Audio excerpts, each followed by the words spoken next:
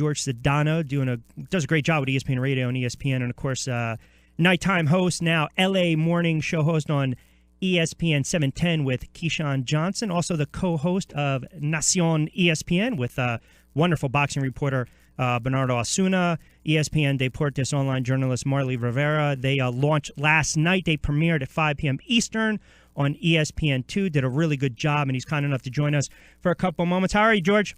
I'm great, man. How are you, Rich? I'm doing real well, and congratulations last night on the launch. I like it. It gives a little bit. You got a little flair. You got a little flavor. You got a little crossover. What's been the feedback thus far after last night's launch? It's been well received, man. You know, it's a weekly show, so look, we get to kind of cherry pick some of the best stuff from over the weekend and whatever transpires on a Monday morning or even early afternoon. So we're lucky in that regard that, you know, we're never going to lack for content, I think, even in the quote-unquote dead times of sports. So I think that's going to help certainly move us along. And, you know, I think it's been well received internally, you know, nothing but praise. And, you know, we felt pretty good about it yesterday, too. And, you know, the concept, I do like the concept, too, because you do, I always believe you tap into those untapped markets, so to speak, and you look at the Latin markets, the Latinos. I mean, they're sports fans. They love all sports. They follow the sports religiously. So you're hitting a different avenue. You're still delivering the sports, but you also have, I look at it as a little feistiness, a little flair on the air. So to me, that's a little more appealing. Yeah, listen, when I first pitched this kind of show to the gentleman's name was John Wildhack. He was our old vice president. He just left recently. You know, I pitched it to him this way. I said, look, when you guys put Stuart Scott on the air, and I told him, look, I'm not comparing myself to Stuart Scott, but when you guys put Stuart Scott on the air, and he was the first African-American anchor to really be a big part of SportsCenter, there had been other guys before, but they also double-dipped in multiple things. Yes. Like Mike Tirico obviously did play-by-play and things like that, so did John Saunders. But when you had one guy dedicated to just SportsCenter who was African-American, you changed the way people of color, black, Hispanic, viewed SportsCenter, I think. And a lot of African-American kids grew up wanting to be Stuart Scott. And, you know, if we can open the doors and he opened the doors clearly for a lot of other African-American broadcasters. So I think that if we can do that, even just, 10% of what Stuart did for the African-American community, that we can do that for the Hispanic community and just people in general to show you, hey, man, look, we're about being inclusive here. We're giving everybody an opportunity to be part of ESPN. I think that that's the most important part of this. That's a great point. Well said. I know it's been one of those as we, sometimes you do get those rough weekends in sports doing this as long as we've been doing it. And, the Jose Fernandez, it's a tragedy. It was just gut-wrenching. I woke up, I really couldn't enjoy football on Sunday, to be quite honest with you, because this kid was just one of those rising stars, had so much going for him, and, just the life cut short at 24, and lost two of his friends as well. So there's a bunch of families now mourning the loss of their son, their brother, could be boyfriend. Doesn't matter how you look at it, but he meant so much. I talked about this on the air yesterday for a couple of moments. I think people who, and I say this with respect, if you're not familiar with the impact that Latino athletes have on certain communities, then you might not understand. But you're talking about in Miami, South Beach, you're talking about the Cuban community, what he meant not only for baseball but the Marlins, but for that community. You are talking about a community mourning the loss of one of their own. I mean, he epitomized the American dream. I mean, he really did. And I'm just wondering, what's the sentiment down there? How are people handling this? You hit the nail on the head, man. He was the symbol of the American dream for the Cuban community. He was one of us. And when that kid succeeded, we all succeeded. And you look at I don't want to necessarily trivialize this by talking about the sports aspect of it, but I think it plays into just who he was and what he meant to that community and how that community felt or made him feel. At home, his record was unbelievable. Yeah. I mean, it's some of the, if you look at his home road splits, when he's in front of that crowd, it was unearthly stuff, stuff you couldn't imagine that somebody could do. And obviously you're talking about a guy who was great on the road too. But highest strikeout rate in Major League Baseball history at only 24 years old, as Tim Kirkjian, my colleague, put it, on track to be a surefire Hall of Famer. I think so many people in that community in Miami where I'm from, relate to this kid because we've all been through it in some way, shape, or form, even if it's not directly, indirectly through a family member, in my case, my parents. They've all understand what kind of struggle it is to just get here. And, if you ask any Cuban, chances are they have a family member who's been to jail for political reasons, much like Jose Fernandez was as he tried to escape multiple times. And, he did it at 14, man. He was in jail at 14 years old with stone cold killers. This wasn't like in this country where you go to It's not juvie. a Ramada Inn. No, yeah, it's no, not. And it's not even like here where you go to juvie. It's legitimate. You're in jail with adults. Yeah. And everyone knows the whole story and him rescuing the mom on the last trip here, and so many emotions, man. You saw yesterday what that team did. And give the Mets a lot of credit too for being so classy, and the Braves too, for that matter, for canceling the game, the night before or the day before. But yeah, he meant so much to that community, and I know David Sampson, the Marlins team president, personally, and I believe him when he said that he told Jose's mom and grandmother that they would never let his light extinguish, as long as they, own that organization. And I believe that wholeheartedly. He meant that much to the community. They're going to have a viewing for him here in Miami soon. Well, not here. I'm in LA, actually, but in Miami. And that thing is going to be massive. He meant the world to them. This is the equivalent to Cubans of losing Roberto Clemente. Yes.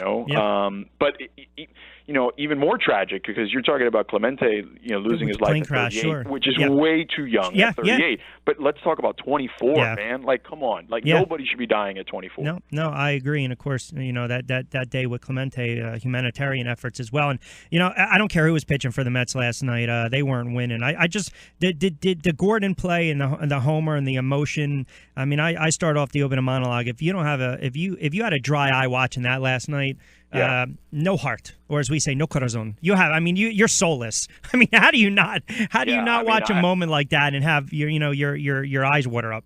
Yeah, I was crying watching it, and and I've met D a couple times. I know what kind of guy he is, and that was his first home run of the year, man. I know. Think about that's that. Crazy. That's just insane. I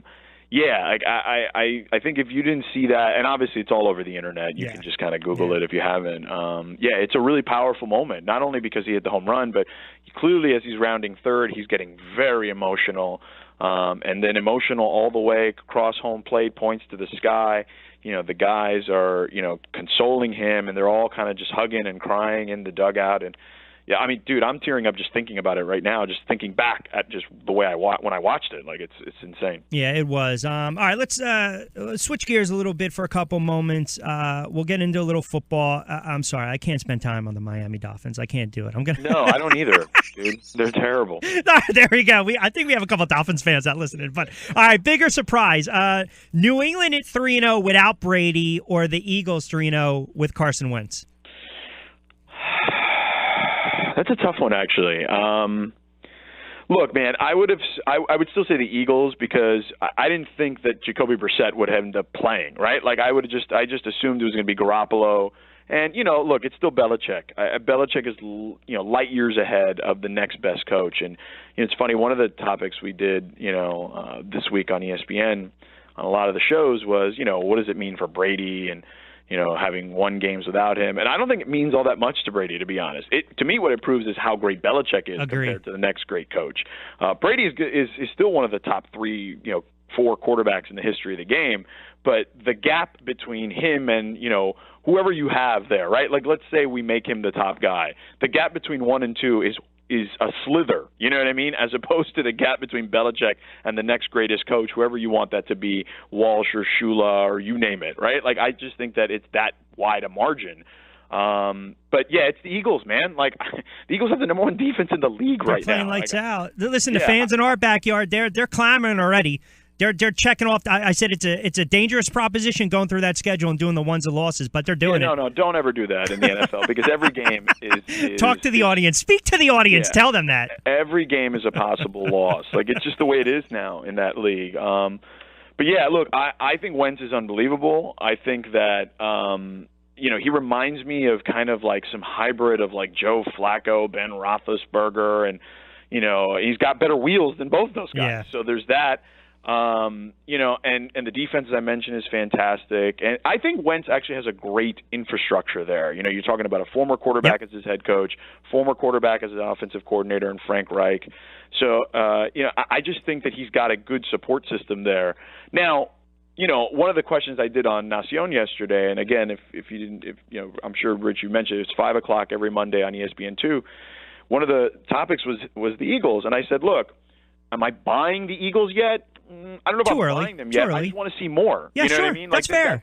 4 of the next 5 on the road. Let me just see what that looks like after that. That's fair. Do I think they can be a playoff team? Yeah, I think they can be in that mix. I think at this stage, when you're 3-0, I think it's 71% of the teams make the playoffs after at 3-0 start. So yeah, the odds are in their favor, and so I'm a believer in the odds. So I think they're going to be in that mix. But I just want to see what they're going to look like in 5 weeks, and then if there's going to be some regression. Right? Of course, there is. The norm. Of course. So like, just how far do they fall when there is some regression is all I want to see. And look, let's face it. Johnson's going to be out for a number of weeks, right, Yep. because of the suspension.